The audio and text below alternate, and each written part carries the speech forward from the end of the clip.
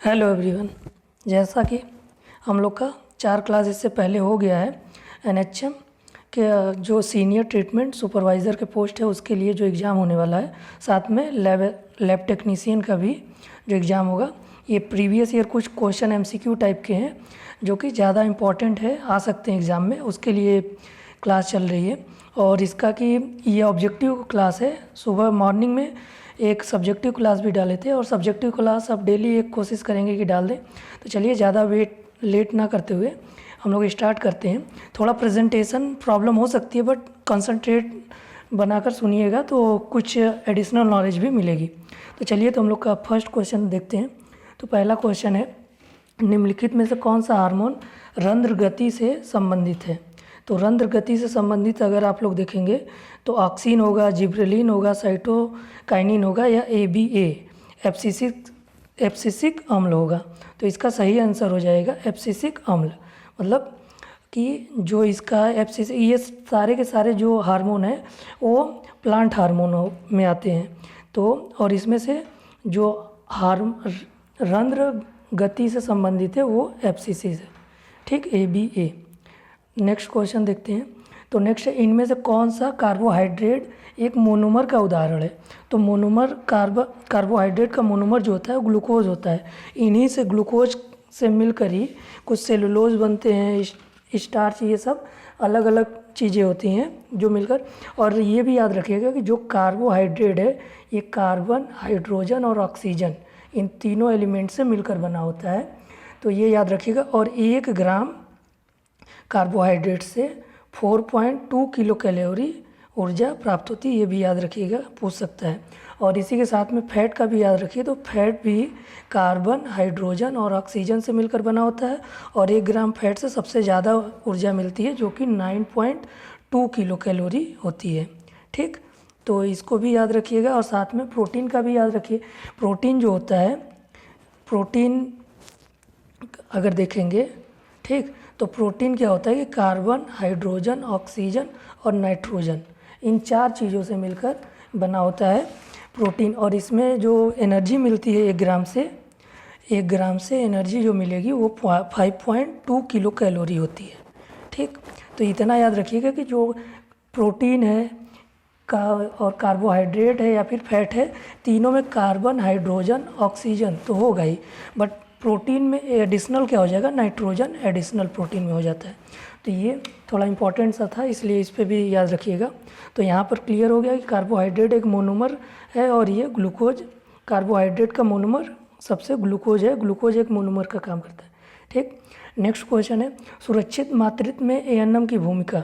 तो इसका ANM में भूमिका होगी, ANM का भूमिका क्या होता है? तो उसमें गर्भावस्था के दौरान महिलाओं को आयरन, फोलिक एसिड की गोलियां वितरण किया जाता है उनके द्वारा। तो ये सही है।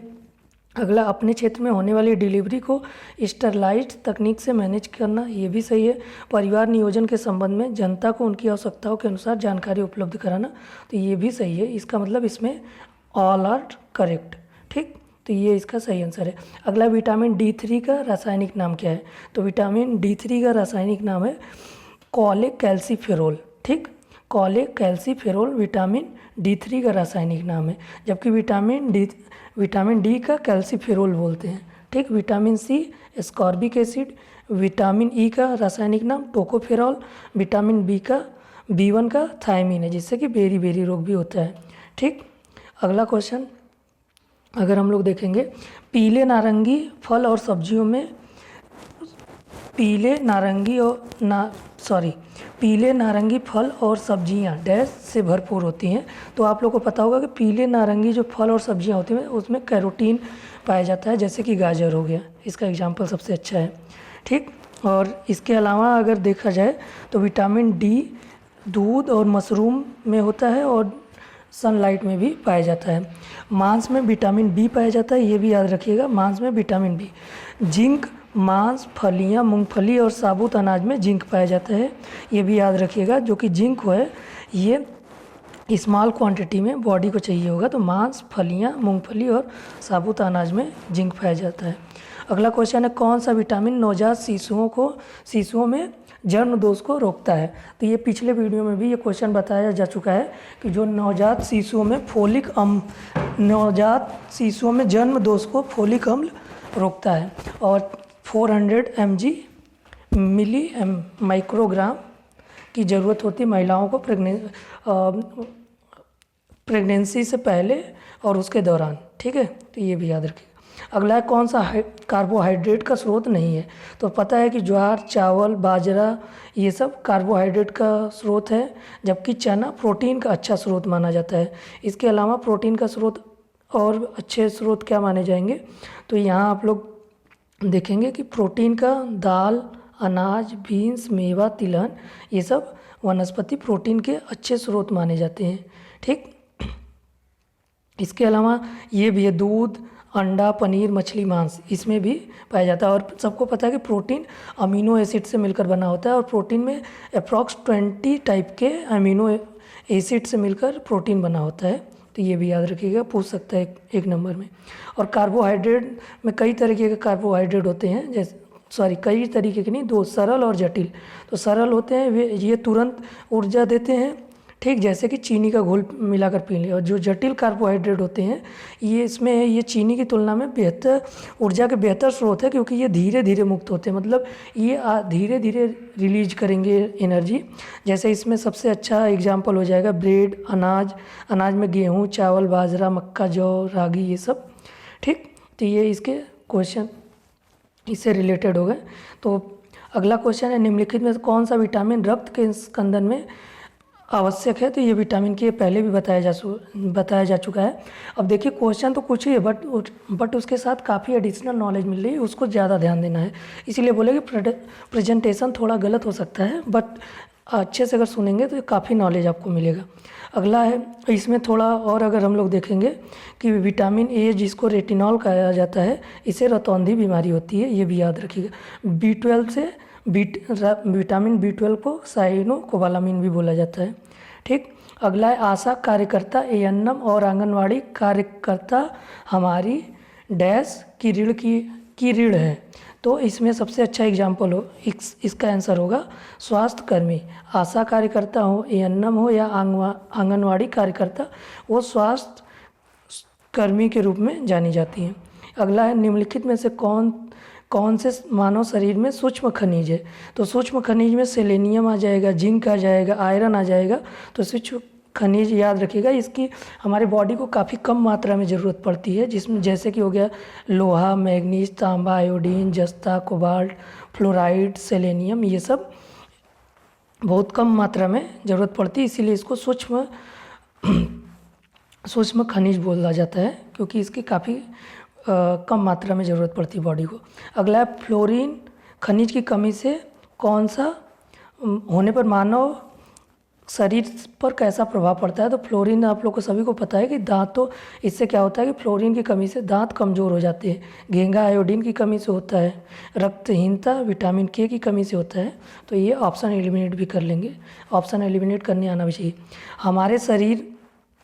हमारे शरीर में हमारे कुल पोषक तत्व और खनिज अवशोषण का 90% कहाँ होता है। तो सब इसका सिंपल सा मतलब है कि कुल पोषण का सबसे ज़्यादा खनिज अवशोषण 90% छोटी आंत में होता है, और बाकी जो जितने पचे हुए भोजन नहीं होते हैं, जो अनडाइजेस्टेड फूड और वाटर होते हैं, उसको लार्ज इंटेस्टाइन या बड़ी आंत में उसका अवशोषण होता है। और लार्ज इंटेस्टाइन का जो 3 पार्ट होते हैं, सीकम, कोलोन और रेक्टम, ये भी याद रखना है। और जो स्मॉल इंटेस्टाइन है, उसमें विलाई नाम की एक उंगली नुमा संरचना पाई जाती है, जो कि अवशोषण का कार्य अच्छे से करती है। और कभी कभी पूछ देता है कि जो छोटी आंत है इसकी लेंथ कितनी होती है। तो इसका लेंथ 6 से 7.2 मीटर के रेंज में होता है। तो ये भी याद रखना है। चलिए अगला है कि निम्न में से कौन सा असंतृप्त वसा का एक स्रोत है।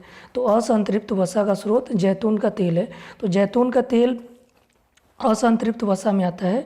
बाकी जो पनीर है, चिकन है, नारियल का तेल है, ये सब संतृप्त वसा आते हैं। संतृप्त और असंतृप्त में पता होगा कि कार्बन कार्बन अगर सिंगल बॉन्ड है तो संतृप्त वसा में वो आ जाएगा, और कार्बन कार्बन डबल या फिर ट्रिपल बॉन्ड है तो वो असंतृप्त वसा में आ जाता है। और ये भी माना जाता है कि हमारी बॉडी के लिए जो असंतृप्त वसा है वो ज़्यादा सही होता है और जो संतृप्त वसा है वो अच्छा नहीं माना जाता। जैसे चिकन हो गया, पनीर हो गया और ऑयल हो गया, ढेर घी जैसे, ये सब असंतृप्त वसा में आती है, तो ये बॉडी के लिए भी हानिकारक होता है, जबकि असंतृप्त वसा बॉडी के लिए अच्छा माना जाता है।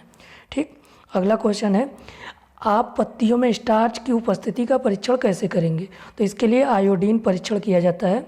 पत्तियों को पहले क्या किया जाता है कि इसमें अल्कोहल में पत्तियों को गर्म किया जाता है, उसके बाद आयोडीन की कुछ मात्रा पत्तियों पर डाला जाता है। अगर पत्तियां ब्लू नीली कलर की हो जाती है तो इसका मतलब उसमें स्टार्च की मात्रा उपस्थित है। और जो पेड़ पौधों में भोजन स्टार्च के रूप में ही इकट्ठा होता है, तो ये भी याद रखना है। ठीक, अगला है, खाद्य दृढ़ीकरण की आवश्यकता है डैश बनाए रखने के लिए। तो इसका सबसे अच्छा एग्जाम्पल है, शरीर में संतुलित आहार को बनाए रखने के लिए खाद्य दृढ़ीकरण की आवश्यकता होती है। ठीक, अगला है, हम आमतौर पर सभी खनिजों को डैश से प्राप्त करते हैं। तो ये तो इजी सा है कि हम भोजन से ही सभी खनिजों को प्राप्त करते हैं। जैसे विटामिन ए हुआ तो विटामिन ए से रिलेटेड कोई भी हम लोग, जैसे गाजर हो गया, ऐसे चीज़ें खाएंगे। विटामिन बी से रिलेटेड जितने भी विटामिन बी 8 तरीके के होते हैं, B1, B2, B3, B5, B6, B7, B9, B11, B12, इस तरीके से कई टाइप के होते हैं। तो इसको याद रखिएगा, टोटल 8 टाइप का विटामिन बी के टाइप्स होते हैं। तो जितने भी विटामिन है वो सारा के सारे हमारे भोजन से ही मिलते हैं। और इसके अलावा खनिज भी, जैसे पालक हो गया उसमें आयरन मिलता है। तो इस तरीके से हम लोग को ज़्यादातर चीज़ें हमें भोजन से ही मिलती है। इवन पानी भी भोजन के साथ लेते हैं तो उसमें भी खनिज पाया जाता है। ठीक, नेक्स्ट क्वेश्चन है, निम्नलिखित में से कौन शरीर की वृद्धि और नई कोशिकाओं के निर्माण के लिए आवश्यक है? सिंपली बॉडी बिल्डिंग चीज़ें क्या है? तो प्रोटीन, जो कि बॉडी बिल्डिंग का काम करता है। तो आप सभी को पता है कि जैसे जो लोग बॉडी बिल्डिंग करते हैं, अपना जाते हैं जिम, तो उनको प्रोटीन की गोलियां खानी पड़ती है या प्रोटीन का पाउडर लेना पड़ता है या अलग से कोई नेचुरल प्रोटीन का प्रोडक्ट लेना पड़ता है। तो ये भी आप लोग को पता होगा। तो वृद्धि और नई कोशिकाओं के निर्माण के लिए प्रोटीन ज़रूरी है। ठीक, अगला है, ग्रोथ हार्मोन द्वारा स्रावित होता है। तो ये सभी को पता होगा कि पिट्यूटरी ग्लैंड जो है वो वहाँ ग्रोथ हार्मोन स्रावित करता है। और पिट्यूटरी ग्लैंड में अगर देखा जाएगा तो पिट्यूटरी ग्लैंड लगभग 9 तरीके की हार्मोन स्रावित करता है, जिसमें कि ग्रोथ हार्मोन हो जाता है, प्रोलैक्टिन हो जाता है, TSH थायराइड स्टिमुलेटिंग हार्मोन हो जाता है, और इसके अलावा एड्रीनो कार्टिकोट्रॉपिक स्टिमुलेटिंग हार्मोन हो जाता है, ASH। इसके अलावा अगर आप देखेंगे तो FSH फॉलिकल स्टिमुलेटिंग हार्मोन हो जाता है, ल्यूटिनाइजिंग हार्मोन हो जाता है, और इसके अलावा साथ साथ ही मेलेनोसाइटिन होता है।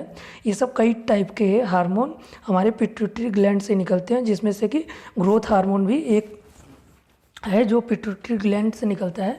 ग्रोथ हार्मोन में सिंपली क्या होता है कि अगर ग्रोथ हार्मोन ज़्यादा स्रावित होगा तो गिगैंटिज्म, जिसको कि भीमकायता बोलते हैं, वो रोग हो जाता है।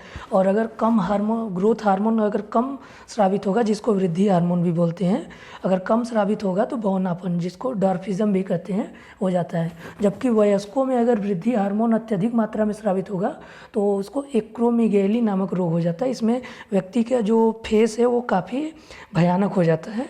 तो ये भी याद रखना है। अगला क्वेश्चन है, निम्नलिखित में से कौन 5 वर्ष से कम आयु के बच्चे में प्रोटीन ऊर्जा कुपोषण के कारण नहीं होता है? ये है नहीं होता है, कुपोषण का कारण नहीं होता है। तो माँ द्वारा गलत फीडिंग प्रैक्टिस, मतलब दूध गलत तरीके से पिलाया जाएगा, तो ये भी एक कारण है। माँ की खराब पोषण स्थिति, जब माँ की पोषण स्थिति भी खराब रहेगी तो ऑब्वियस सी बात है कि जो मिल्क माँ के अंदर बनेगा वो भी अच्छी क्वालिटी का नहीं होगा, तो वो भी एक ज़रूरी कारण है और वातावरणीय कारक भी है। बट इसमें पीने का जो पानी की गुणवत्ता है वो फैक्टर नहीं करता है। तो यहाँ पर पीने के पानी की गुणवत्ता ही सही होगा कि प्रोटीन ऊर्जा कुपोषण का कारण नहीं है वो पीने के पानी की गुणवत्ता। इसके वजह से अन्य रोग हो सकते हैं, बट ये कुपोषण का कारण नहीं बनता है। अगला है, उचित पोषण के बारे में सही कथन की पहचान कीजिए। तो इसमें है सही कथन क्या हो सकता है? तो संतुलित आहार लेने का अर्थ है ऐसा भोजन जो किसी विशेष पोषक तत्व को से भरपूर हो। तो ये बिल्कुल गलत है, क्योंकि संतुलित आहार का मतलब ही होता है कि उसमें सभी पोषक तत्व भरपूर मात्रा में हो। फलों और सब्जियों को काटने के बाद उन्हें धोना चाहिए, तो ये भी गलत है, क्योंकि उससे जितने भी मिनरल्स होते हैं वो बाहर निकल जाएंगे। इसके अलावा चावल और दाल को कई बार नहीं धोना चाहिए, तो बिल्कुल सही है। अगर कई बार धो देंगे तो उससे प्रोटीन बाहर निकल जाएंगे। और विटामिन सी युक्त खाद्य पदार्थों को कुछ देर के लिए पकाना चाहिए, तो ये गलत है, क्योंकि विटामिन सी युक्त पदार्थ को जनरली माना जाता है कि इसको पकाना नहीं चाहिए, जिससे कि विटामिन सी, नहीं तो पकाने से विटामिन सी निकल जाता है उससे। तो यहाँ पर अगर हम लोग आंसर देखेंगे कि उचित पोषण के बारे में सही कथन की पहचान है, तो यही है कि चावल और दाल को कई बार नहीं धोना चाहिए। इससे अगर, क्योंकि अगर ज़्यादा बार धोएंगे तो उससे उसके जो ज़्यादा ज़रूरी घटक है भोजन के वो निकल जाएंगे, और वो हमारे काफ़ी अच्छा तब नहीं माना जाएगा। ठीक, तो इस तरीके से ये 20 क्वेश्चन आज के लिए रहा। मिलते हैं नेक्स्ट वीडियो में। अगर वीडियो पसंद आया हो तो लाइक करें और सब्सक्राइब करें, जिससे कि मोटिवेशन लेवल बना रहे। चलिए, तो आज के लिए इतना ही। मिलते हैं नेक्स्ट वीडियो।